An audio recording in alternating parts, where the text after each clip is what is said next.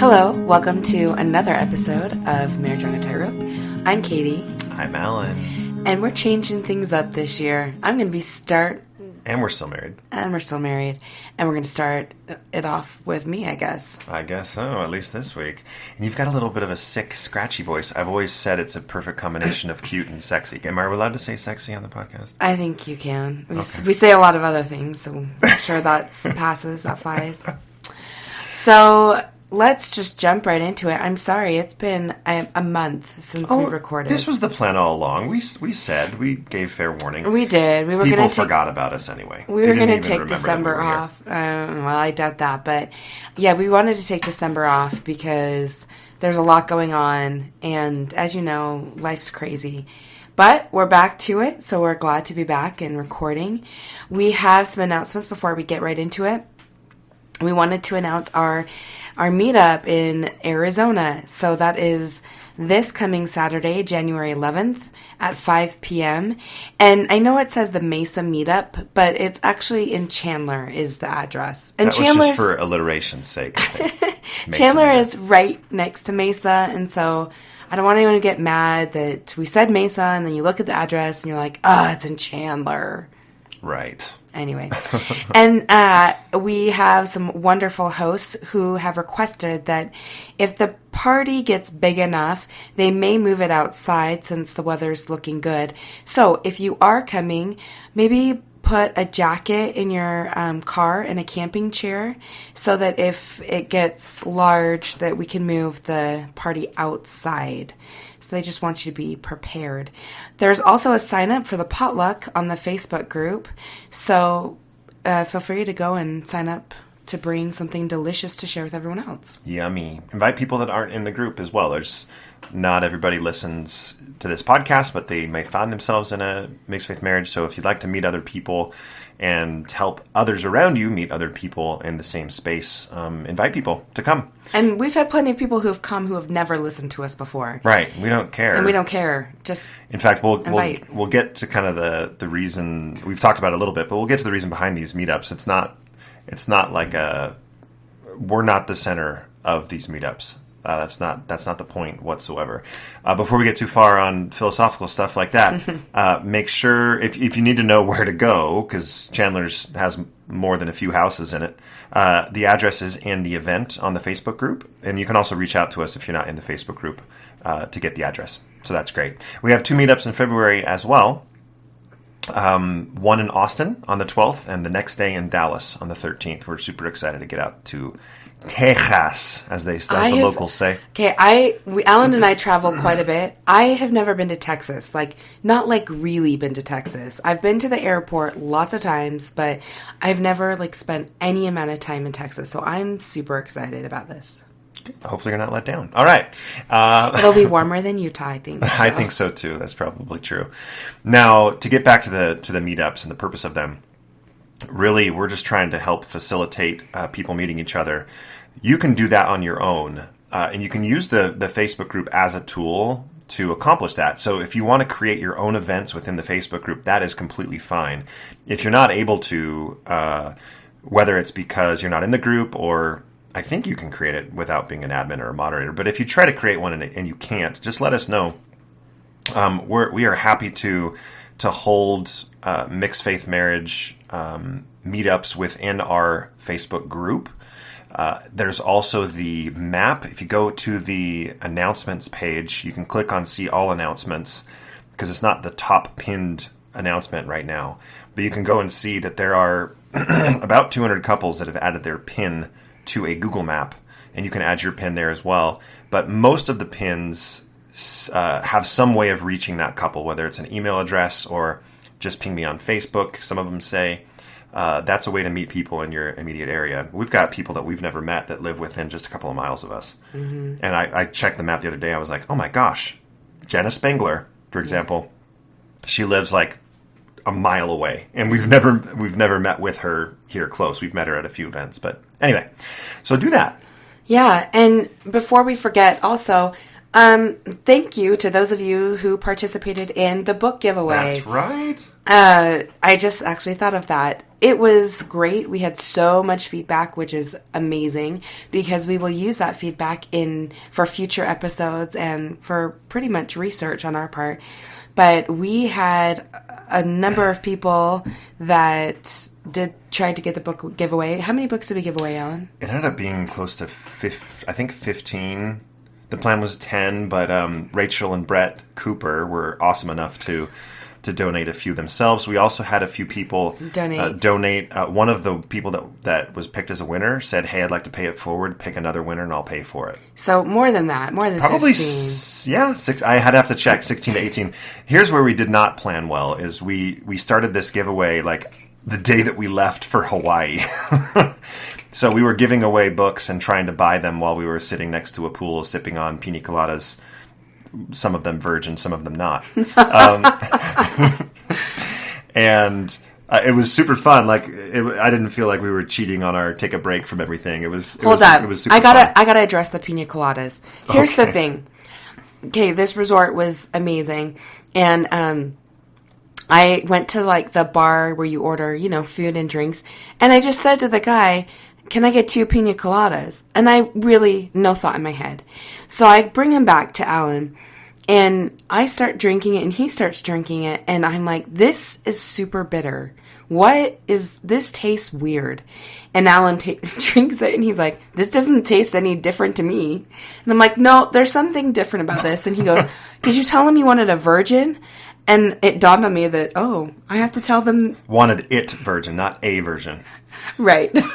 Excuse me, I would like a virgin, please. It's virgin. I know, right? So then it dawned on me, and I was like, I'm not going to drink this. So I sat it down, and Alan's like, "I won't drink both of these." Both of them. And he 5 did. minutes later, they were gone. Yeah, sorry. Anyway, there's our pina colada story.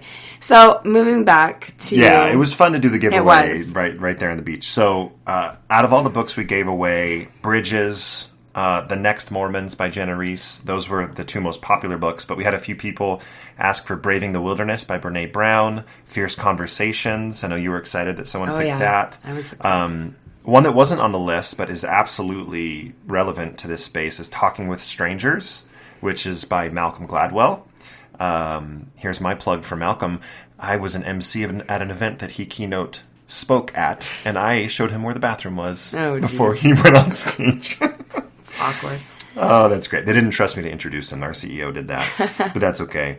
So Katie teased at it, and we'll talk a little bit later in the episode about our plans with the results of the form that we asked everybody to come out. But there's a lot of cool stuff in there, and we're going to have a full episode dedicated to reviewing what you all said, answering the questions of what was the scariest thing when you found yourself in a mixed faith marriage, what has been the most helpful thing since then, those types of answers. There's some common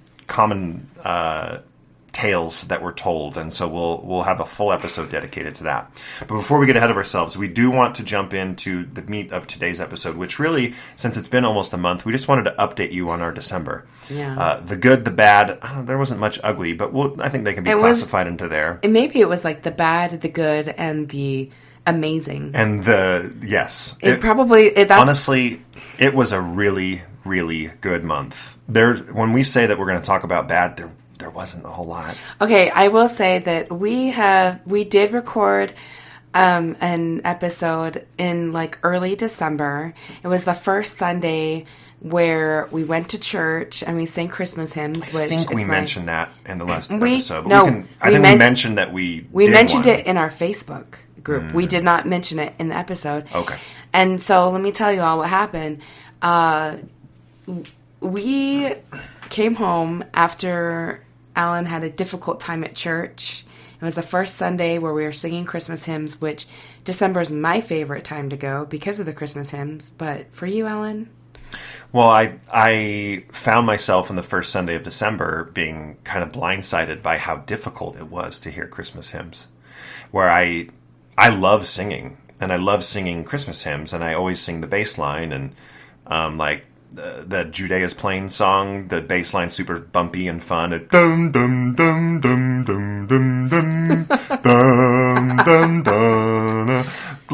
Yeah, so I know all those bass lines, and I have a hard time singing songs that I'm not a believer of the message anymore in. It's a difficult thing. And that was kind of a moment of mourning for me when I found myself sitting listening to hymns that I used to love singing.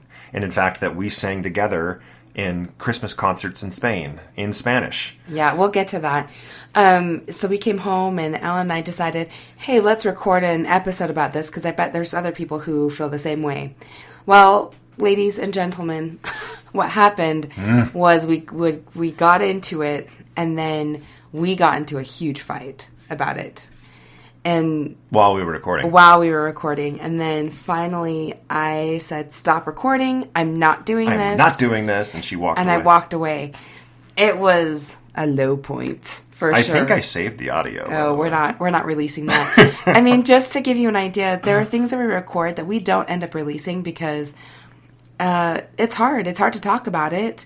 And I know that some of you think like, oh, you guys handle it so well. You talk so respectfully to each other. Guess what? Sometimes we fight about it. That's such a normal thing. But that was unexpected. That was a hard thing.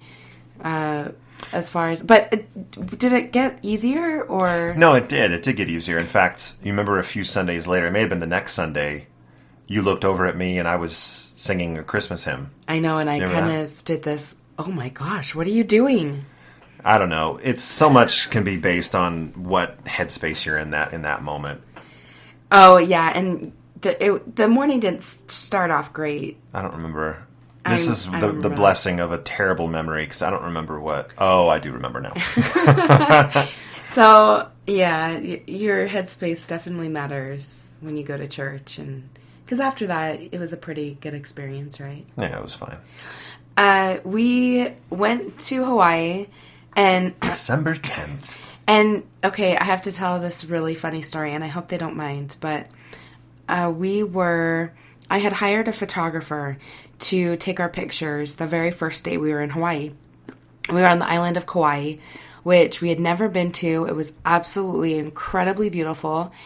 And I hope does this count as a humble brag as us talking about Hawaii? I hope not. I hope you guys don't feel that way. This was our whole Christmas. This was our Christmas to the kids. We didn't do any presents. We decided we wanted to do experiences, and so we saved our money, and this is what we did. So I hope you don't feel like we're... No, I'll brag. I'm super successful. Shut up. I make a lot of Stop money. it. No, anyway. We saved. I was really happy that we set a goal and we worked at it and saved for it. We didn't put anything on a credit card, and that's hard for us sometimes to save ahead of time to get to do something that we really want with the family. That's right. So anyway, I hired this photographer, and her and her husband met us at the beach, and we started to take pictures all around the beach. And as we're taking pictures, I'm talking with the photographer, and I'm talking with the husband. I'm talking with her husband, who was like the bag boy, right? Yeah. He had like the umbrellas in case it rained, and he had all the equipment. Anyway, super nice guy. And anyway, so we're just chatting, and as we're standing there, her name's Erin. Erin said, your husband just looks so familiar to me. And I jokingly said, well, if you've been in any post-Mormon groups, Facebook groups, that he's been there. And Erin and her husband looked at each other and then looked at us and said, wait, are you out too? And we were like, what? It was just, this was like super surreal, funny moment where they were both from Utah. He's a life flight nurse in Kauai, and she's a photographer.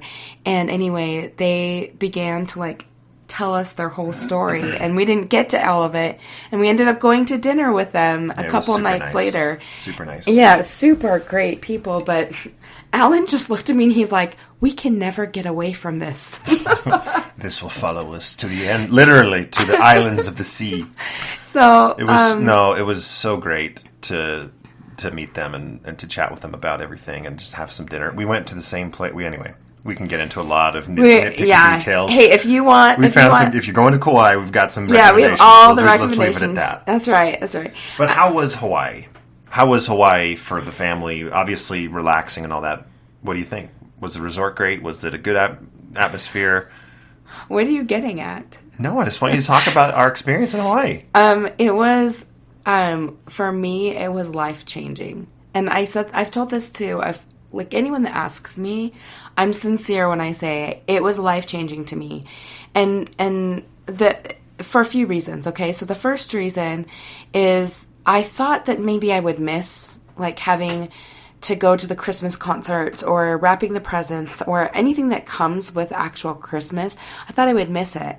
In reality, I did not miss it one bit. In fact, I didn't have anywhere to be. I didn't have anything to do. I didn't have last minute things to run out and get for neighbor gifts or anything, because all I had to do was just sit on the beach and enjoy my children.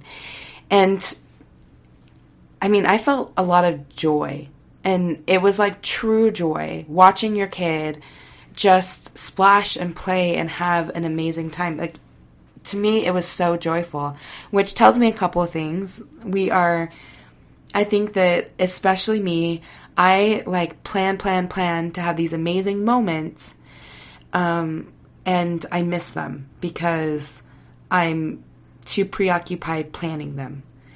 Whereas we were just there alone, we didn't have to be anywhere, do anything, and I just made all of these memories in my mind and felt joy from just the mundane my kids finding a seashell. And I just got so much joy from that. So that was the first thing. And then the second thing is that there was no, and I know we're on vacation. This happens when you're on vacation, but no expectations.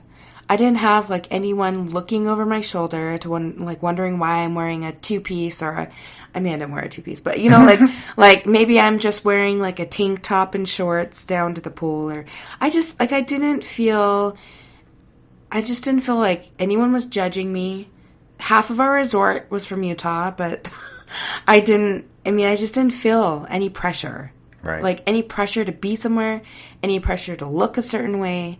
I felt like totally free. And this is, the religious part of it plays into it, but this is completely aside from religion. Just social, cultural pressures. Yeah. Out of the church. And whether that's just like within myself versus, you know, what I actually do recognize and hear, it's just different. Anyway, it was, again, just one of those moments. And there was my one friend said, was this Instagram fun, or was it just like really amazing? And I said, no, it was so joyful. There was very little fighting. My kids had the best time. We had the best time. My kids just said, Mom, I would rather do this than have any presents at all.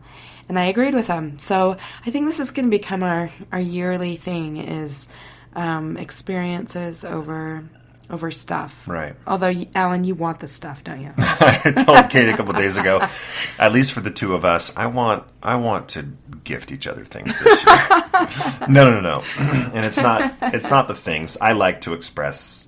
I agree with you. The experiences are great. And it didn't just stop in Hawaii. And by the way, Hawaii was great for me. I think on a cellular level, it was more life-changing for you than it was for me, which is great. And also, don't you think, like, Alan and our relationship was so good? It was. I mean, it was so good. Yeah, it was great. Anyway, it was really good. Yeah. We won't get into any more detail now. When we got back from Hawaii, well, that was it, right? I mean, we didn't have any more good experiences before Christmas, right? We just got home, and then it was... No. We did. Like, the day after we got home, we went to a cabin up at Sundance. You may recognize that name from the film festival, the place that Redford I think everyone knows what Sundance is. Yeah. I'm just saying. So about 2 miles above... deep into the canyon, 2 miles after For Sundance those of you, ski some resort. of you have been there. It's called Aspen Lodge. Aspen Lodge is where we went with all of Katie's family. So Katie's dad works for BYU, so we got a little bit of a sweetheart deal on a big lodge for all of our family. So we had 40 people in a space smaller than our home. No, it wasn't. It was bigger than our house. Square foot wise, it was not. Oh, okay. It had a lot of bedrooms, which was nice. Yeah. But they weren't big bedrooms. But it was, oh my goodness, it was doable because you were able to close the door. Right. But We went into that few days. We were there from the 23rd to the 26th. So 3 nights, 4 days, 3 nights. We were a little nervous. I'm sure that everybody went into it a little nervous just because there were so many people for 4 days. 20 kids under the age of 13, and my kids are the oldest ones. Right. So there are just babies everywhere. Yeah. You cannot escape the babies, which I actually love. But, Yeah. It's cousin heaven. We thought there's going to be kid drama. There's going to be, hopefully not, but there could be adult drama. Was there?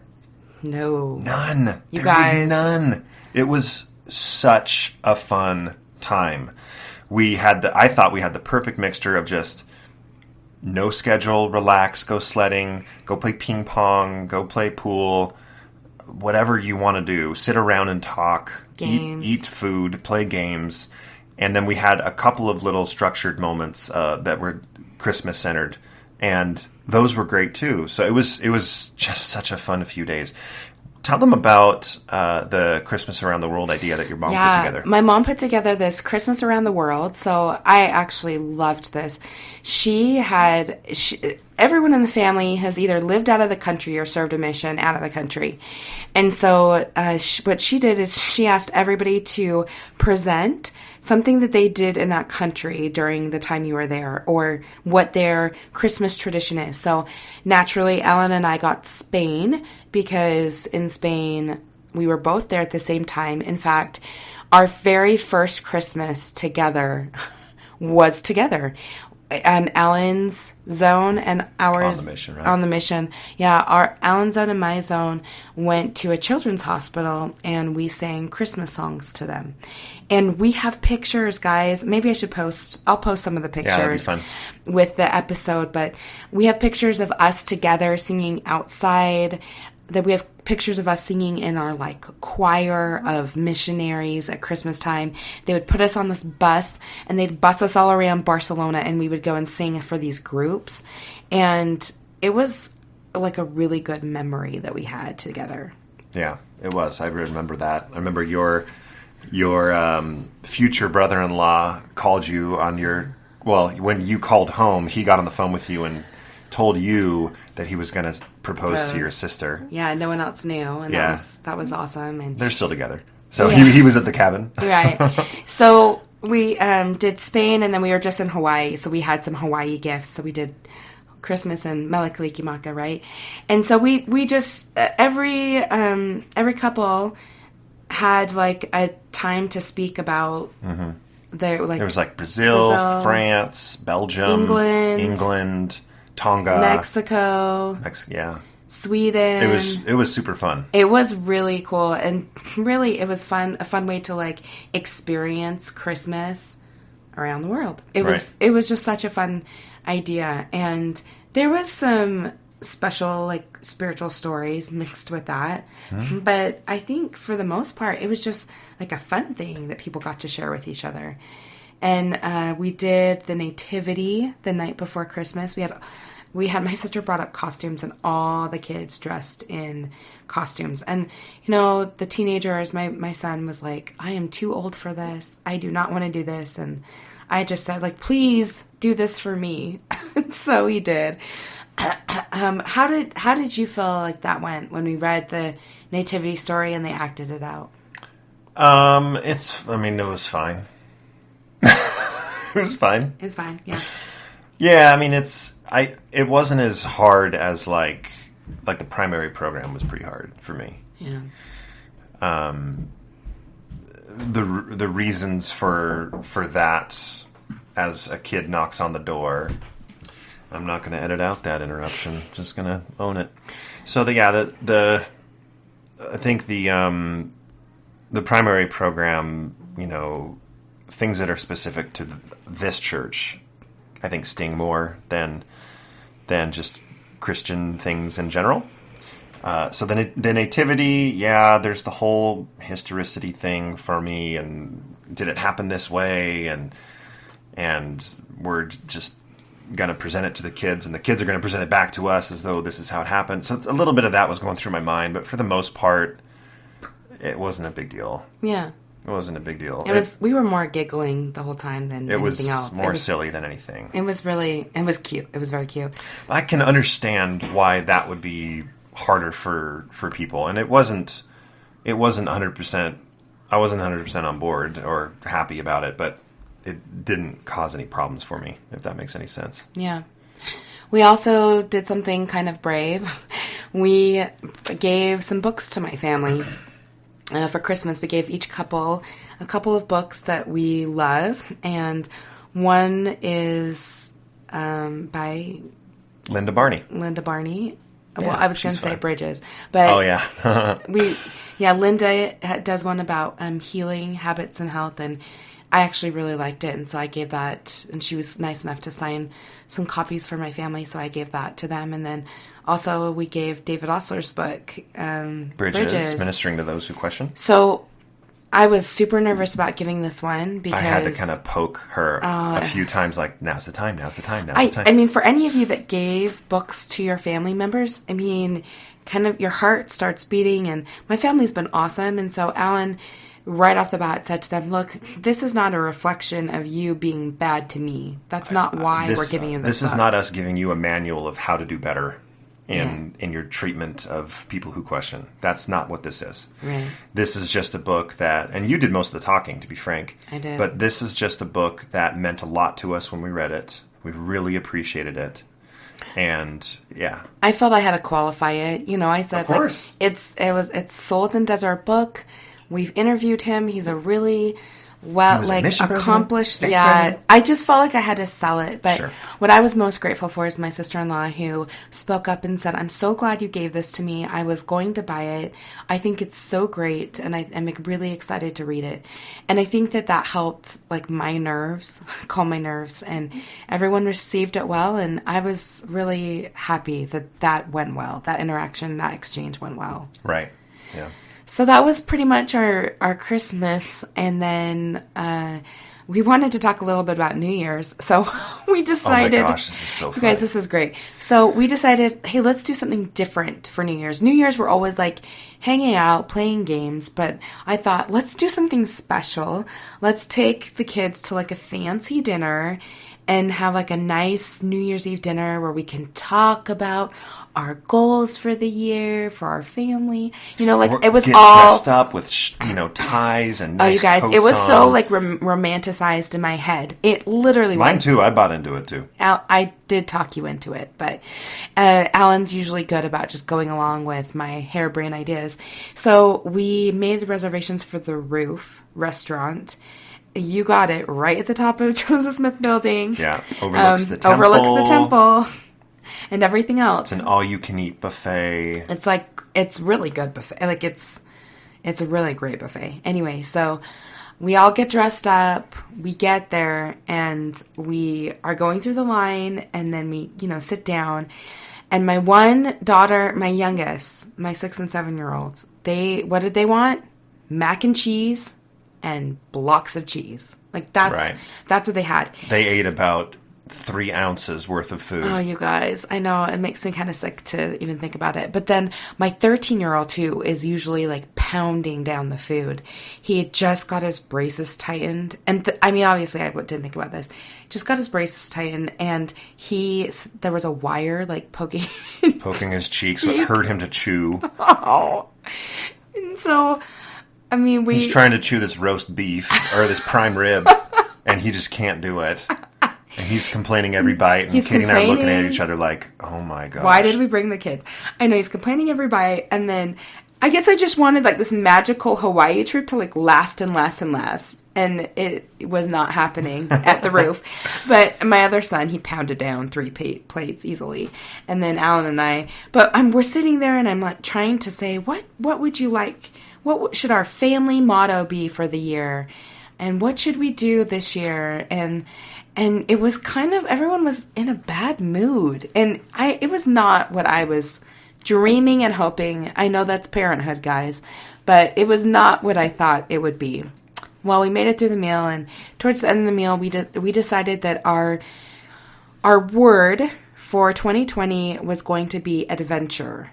we wanted to go on lots of adventures together, new adventures, and try new things. And so we did come to that conclusion by the end of the meal. But on New Year's Eve, I came home and I decided to ask all of you on Facebook, whoever's on Facebook, I asked our Marriage on a Tightrope group, what is a phrase or a motto or a word that you would like to take into 2020 with you? Now, I remember my word for 2019, and it was peace. I just wanted more peace after some pretty tumultuous years. Right. And I felt like I got it. Good. Alan, do you remember your word? Authenticity. Do you feel like you were authentic? Which is basically be yourself and don't apologize for it. Do you feel like you were able to do that in 2019? Yes, there were moments where more my decision not to, and we talked a little bit about this earlier off of the microphone, of there's moments where you decide not to be vocally authentic because you just don't want to deal with the fallout. Yeah. There were those moments, but for the most part, yeah. Absolutely. Yeah. Yep. So before we get to what our words for the new year are, we would like to read some of the responses we had for what you guys are looking forward to for 2020. So I love this one, Show Yourself. Obviously from the latest Frozen 2. That's a great song. I love that word, show yourself. Let's see. Here's another one. I decided on clarity. I tend to be an indecisive person and rely too much on other people's advice and influence. I'll be seeking personal clarity in parenting, relationships, spirituality, and even personal development and career. I love that. Yeah, that's really nice. I like Sherry's. She says abundance. There is enough of everything, and it's all available to me. Yeah. I think that's great. I think that goes along with gratitude, and I think abundance and gratitude go hand in hand. I love that. Let's see. Balance, tolerance. Shut up and try harder. I love seeing the difference in everybody's approach to this. Yeah. Like, the shut up and try harder is one of my favorites, just because it just shows different personalities that are responding to these. Yeah. To thine own self be true. Don't look back. Be present. I think all of us are looking to be present. I can do hard things. Extend your empathy beyond your own boundaries. That is a huge one. Yeah, absolutely. I love that one. Natasha Helfer Parker said, I will. Love that. Let's see. Another one I liked. I will be a rock for others. Life is good and we can grow together. Release the old, embrace the new, be bold and true. It even rhymes. Jeez. Connection, gratitude, noticing and commenting on what myself, my kids, my spouse, my fellow human beings are doing right. Spreading the positive and small, heartfelt moments. Can I share a small, heartfelt moment that I had today? Yeah. This is going to be the weirdest thing to get emotional about, but when I was in the heart of the crisis mode of all of this, when I was having a hard time in Sunday school and priesthood, nobody knew where I was at, but I had discovered a bunch of information that was really hard, and I would try to bring up some of this stuff in Sunday school when it was relevant, and that was not handled well by me and others. When that stuff was happening, I found myself leaving after sacrament meetings sometimes, or in the middle of the second hour or third hour, because that's back in the day. Pretty soon, the people that remember the third hour are going to be the dinosaurs in this world. But I would go to the grocery store, and I would buy a drink.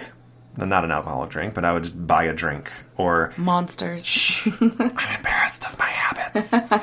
I would buy a sugar-free Monster to help drown my sorrows. And there is, at Macy's, this sweet little lady who would always greet me with a big smile. And when you first go to a store on a Sunday, especially dressed in church clothes, it's really uncomfortable. You don't like, I didn't believe it was wrong anymore, but it felt weird just because it was a new thing. And because I used the self-checkout app on the phone, like, my name would pop up on her little register, and she would always just, "Hi, Alan," whenever I would walk in. And today... She had the dark hair? Her name's Norma. She's small. She doesn't have dark hair, though. Okay. She's got glasses. She has a pretty thick accent. I don't know from where. Okay. But we would talk just a few, sentences back and forth. And I walked in today, and I was it was a hard Sunday today, but I walked in today to buy the ketchup that I needed to get for whatever. And she was there. And I went to check out, and without even using the app, like, she'll see me now and, "Hi, Alan," and she'll say hi when I walk in. And I walked up, and I remember a few years ago, she told me her favorite candy bar was a Twix. So I just bought a Twix and gave it to her on the way out and said Happy New Year and gave her a hug. And she said, "Oh, thank you so much." And that's a very long tangent, but this spreading the positive in small, heartfelt moments reminded me of that, of just, she doesn't even know the strength and support that she gave me by just saying my name and smiling when she had no idea I was walking into the store with just my heart in my shoes. And she gave me this compassion. Like, she still doesn't know that. And how weird would it be for me to tell her? But I really appreciated her. But now we're even because I gave her a Twix. That's really nice that you did that. You did not tell me that. I didn't mean for that to be the point of the story. I'm very grateful for those small, heartfelt moments. So Danielle in the group, if you're listening, you know what your last name is. Thank you for bringing that to our attention. I think it goes along with something someone else said, is contentment. You can be happy where you're at. Right. And again, not like looking for the next thing to make you happy. You can be content where you're at. I love Linda Barney, who we mentioned earlier. She responded to this as well. She quoted Hagrid. You're more of a Harry Potter fan than I am, so you can read that one. "What's coming will come, and we'll meet it when it gets here. My words are enjoyment and adventure." Oh, I love that. I like that. So she's on board for adventure as well. I love that quote from Hagrid. I do too. It's okay. Like, it's going to come. What's going to come is going to come, and we'll just take care of it when it gets there. That goes to what my theme talks about, but we'll get to that. And Matt Harward, he says, "Freely give, freely receive. There is more than enough." Again, right, goes right there with abundance, gratitude. Some beautiful words, beautiful mottos. I'm so grateful for so many of you who responded to that, because I think that helps Alan and I evaluate what our goals are for 2020 and what we would like. So, Alan, why don't you talk about what is your phrase or your word this year? So my word comes from the unanimous best movie of all time, Moulin Rouge. Does this mean that we're going to be watching this movie all year long? We have to. So it's the song "Come What May." Both the title of the song and the chorus of the song is my theme. For those of you who don't remember, the song starts with Ewan McGregor's dreamy Obi-Wan voice singing, "Never knew I could feel like this." In fact, we should play this on the outro. We should. Yes. We should. I love that. In fact, the chorus says, "Come what may, I will love you until my dying day." And being a believer in eternal marriage, I changed the lyric to "Come what may, I will love you beyond my dying day." That's what I changed it to. Yeah. So I've switched back into No, you haven't. I'm back to the original lyric. But "Come what may" to me goes along with what Linda was saying, that whatever comes is going to come, and we're going to handle it when it comes. So don't be afraid of what comes. Come what may, we've made the decision to get through it together. And that's what we're going to do. I like that. Now, what is yours? So mine, I've thought a lot about just living my life with intention. So I would say being intentional in my words and my actions, in what I buy. I'm like on this decluttering group, and every day I'm decluttering something else, and we don't have a lot of stuff, but as as I'm just going through it, I'm realizing how blessed we've been and how we can bless others with donating the stuff and giving it away. But also being more intentional with my time, what takes up my time, what I was so, again, had my life-changing moment in Hawaii that I felt like I need to stop to just chasing after just the next thing that might bring us joy and just enjoy so being in tension with like what we choose to do that will bring us joy or will bring our family, fulfillment versus just like checking off, oh, we went to the lights here and we did that. Because I'm definitely a checklist person and I like having, Allan knows me. I've got like my schedule, this check. And those things don't bring me joy all the time. And so intention, and then I'm going to put joy in there. Like finding joy in the things that really matter to me and saying no to the things that don't. Right. And I was asked to do something this weekend and I said no. It's like for the first time ever. Yeah. And you know what? I feel super happy about my decision. So, I think that it's important to set your intentions at the beginning of the year and have those words or phrases or mottos or whatever that might be in your mind. So I think that that's a good challenge for all of our listeners to find your word, find your motto, find your phrase, and then see what happens to it as the year goes on and like focus on those things. It'll bring you a lot of clarity, as one of our listeners said. So I like it. What is your word? If you didn't participate in that Facebook comment, think about that. Email it to us if you want to be held accountable to it. Sometimes it just helps to send to somebody or write it down. Yeah. That's great. And I had like a little bit of an epiphany, and we're not going to go a lot into this because I know that it's multifaceted. I know that there are different sides to it, but today was Fast and Testimony meeting, and I'm listening to people say what they usually say up at the pulpit. And a lot of people say I know. And I know in the past, Allan and I have had a disagreement over, not a disagreement, but how people say I know when they don't really know, right? Like no one really knows. And how much that phrase kind of bothers Allan, right? So, I was thinking about that today. And I've been thinking about affirmations, especially in this new year. And there's power in what you say to yourself. There's power in goals you want to make and things that you say every day. And I feel it's like the same way in testimony meeting. If I can take a step back and say, what they're saying to themselves is they're affirming to themselves what they believe. And for them, that's powerful. And that's what they choose to do. And, if I take a step back, I'm okay with it. Like it doesn't sting, like maybe like, oh no, here we go, here's another testimony. I think the same is true for your resolutions and themes in your life.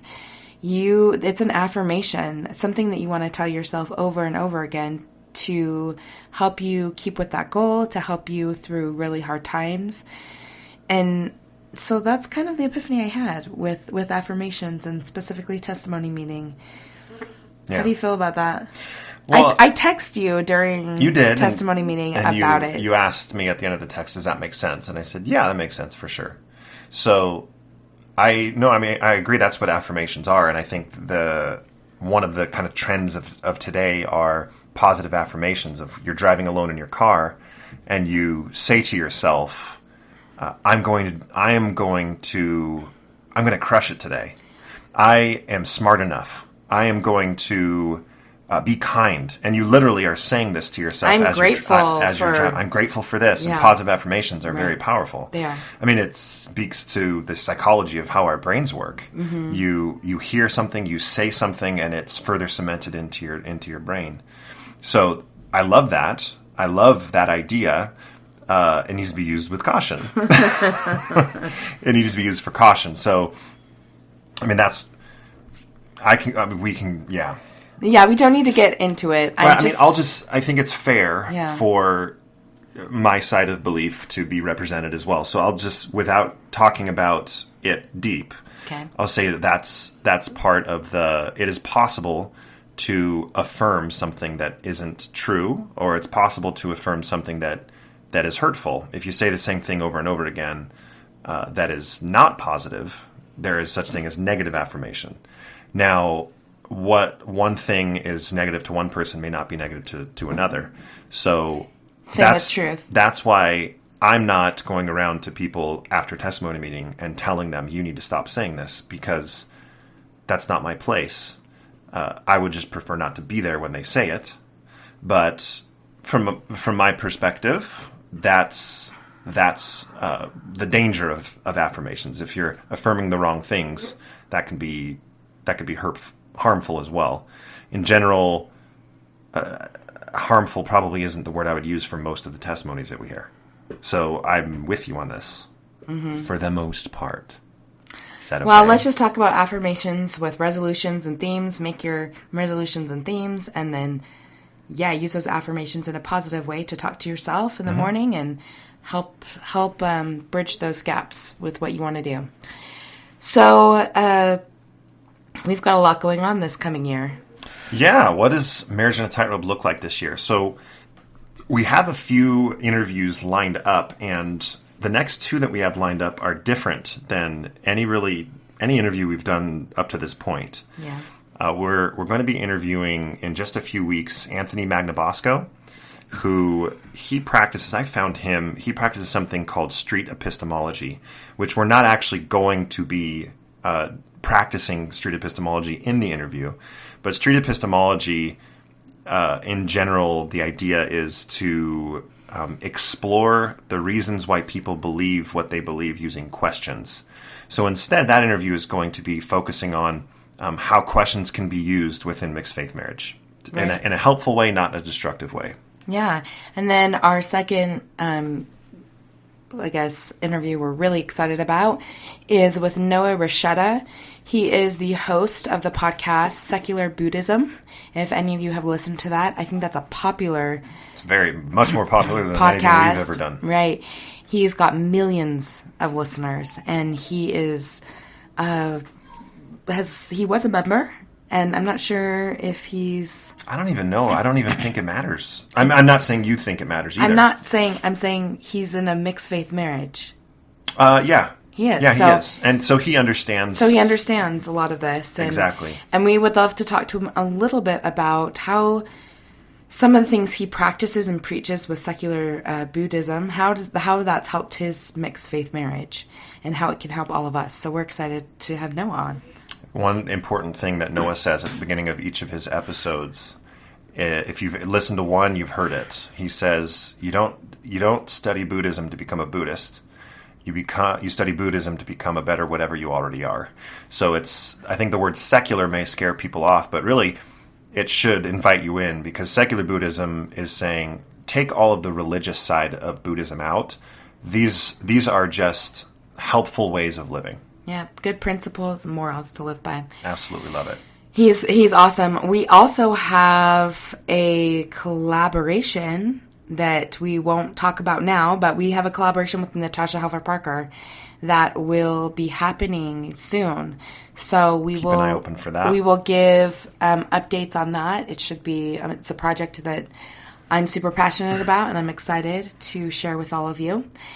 And we would love to interview you. Honestly, there's so much power in hearing other people's stories, other people's perspectives. You probably noticed 85.8% of the time we've spent today was just an update on our lives, and a lot of it didn't have anything to do with mixed faith marriage. Hopefully, that if we're looking at that as a microcosm of our mixed faith marriage, the further along we go, the less it doesn't go away, because we had a very long, difficult conversation just today. But separate podcast that we'll do. Yes, we will do a separate podcast on that. But December was basically mixed faith marriage drama free. there wasn't a lot going on. No. And as time goes on, it becomes less of a focus. Mm-hmm. So that's what you just heard on this episode. There's still things that we need to talk about. There's still things that we do talk about, but a lot of people will relate to that as you go on. People that are just finding themselves in a mixed faith marriage may find it hopeful that it's not as big of a focus as it used to be for us a couple of years ago. So that's a very positive thing. But we also recognize that it is so helpful to hear from people who are in the midst of it, who are, and we still are in many ways, of course, but people who are at the very beginning of it that are having a hard time. If you are willing to speak about it, reach out to us. Talk to your spouse before you reach out to us. See if they'd be willing to do it. We would love to organize some interviews with y'all. I just channeled my southern part that doesn't exist. But we would both love to interview whoever would like to come on the show. And as we sign off, would love to ask for your help with helping this podcast go. And I want to do so with complete transparency. I was chatting with Bill Reel a few weeks ago as he kind of emailed me the financial state of Mormon discussions. I don't even think I shared this with you, Katie. No. It wasn't a big deal. It's no drama or anything, but it costs money to host these podcasts, and it costs real dollars to store the data, to run the servers, to run the podcast feeds. So the donations, first and foremost, cover those costs first.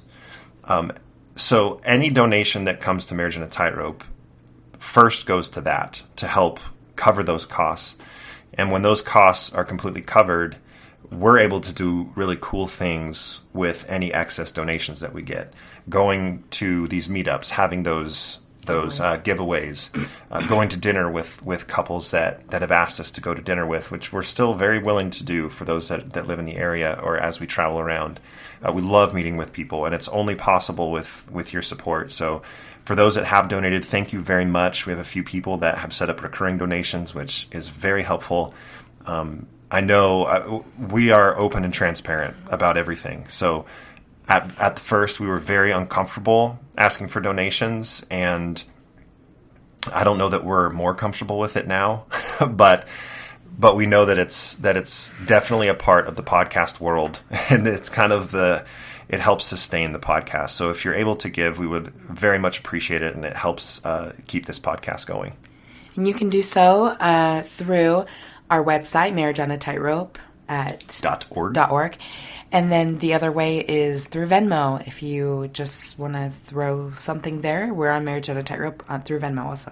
That's right. You can email us at marriageonatightrope@gmail.com if you would like to say hello. We're on Instagram. We're on Facebook. I think you all know that. Yes, you know how to get a hold of us if you'd like to. Reach out if you need to talk to somebody. If there's someone in your area, we'll try to put you in contact with them. We never give out anyone's information unless they have given us permission, so don't worry about that. Thank you so much for listening. We will see you next week. We're going to be pretty consistent this month and next month for the foreseeable future. It hurt to be away for a month, I think. It hurt, yet it was sunny and beautiful. Yeah, I'm not crying for us either. And as a teaser for next time, we have a lot to talk about. We have a son who turns 12 in a